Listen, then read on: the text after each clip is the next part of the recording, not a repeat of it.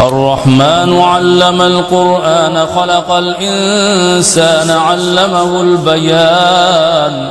الشمس والقمر بحسبان والنجم والشجر يسجدان والسماء رفعها ووضع الميزان ألا تطغوا في الميزان وأقيموا الوزن بالقسط ولا تخسروا الميزان والأرض وضعها للأنام فيها فاكهة والنخل ذات الأكمام والحب ذو العصف والريحان فبأي آلاء ربكما تكذبان خلق الإنسان من صلصال كالفخار وخلق الجان من مارج من نار فبأي آلاء ربكما تكذبان رب المشرقين ورب المغربين فبأي آلاء ربكما تكذبان مرج البحرين يلتقيان بينهما برزخ لا يبغيان فبأي آلاء ربكما تكذبان يخرج منهما اللؤلؤ والمرجان فبأي آلاء ربكما تكذبان وله الجوار المنشآت في البحر كالأعلام فبأي آلاء ربكما تكذبان كل من عليها فان ويبقي وجه ربك ذو الجلال والإكرام فبأي آلاء ربكما تكذبان يسأله من في السماوات والأرض كل يوم هو في شأن فبأي آلاء ربكما تكذبان سيفرغ لكم أيها الثقلان فبأي آلاء ربكما تكذبان يا معشر الجن والإنس إن استطعتم أن تنفذوا من أقطار السماوات والأرض فانفذوا لا تنفذون إلا بسلطان فبأي آلاء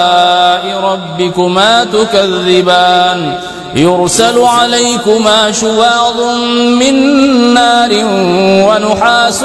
فلا تنتصران فبأي آلاء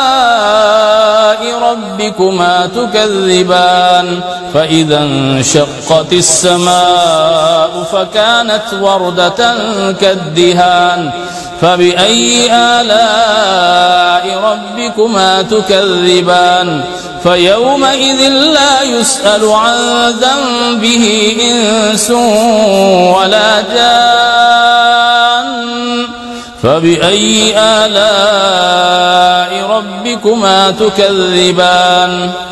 يعرف المجرمون بسيميهم فيؤخذ بالنواصي والأقدام فبأي آلاء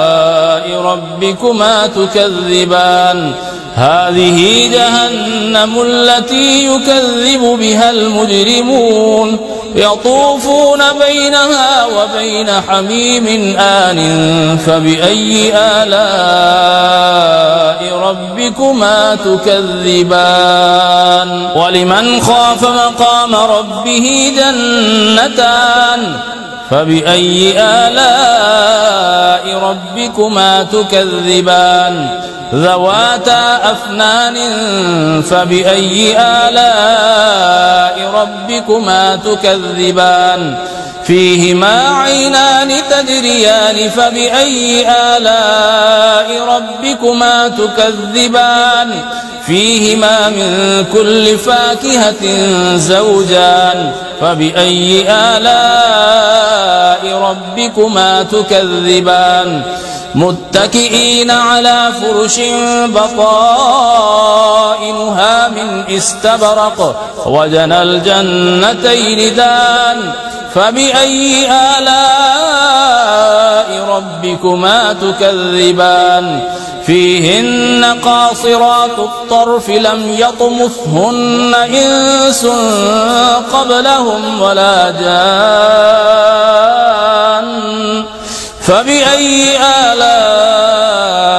ربكما تكذبان كأنهن الياقوت والمرجان فبأي آلاء ربكما تكذبان هل جزاء الإحسان إلا الإحسان فبأي آلاء ربكما تكذبان ومن دونهما جنتان فبأي آلاء ربكما تكذبان مدهامتان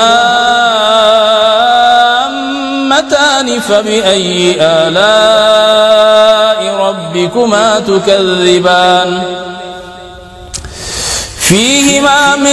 فيهما عينان نضاختان فبأي آلاء ربكما تكذبان فيهما فاكهة ونخل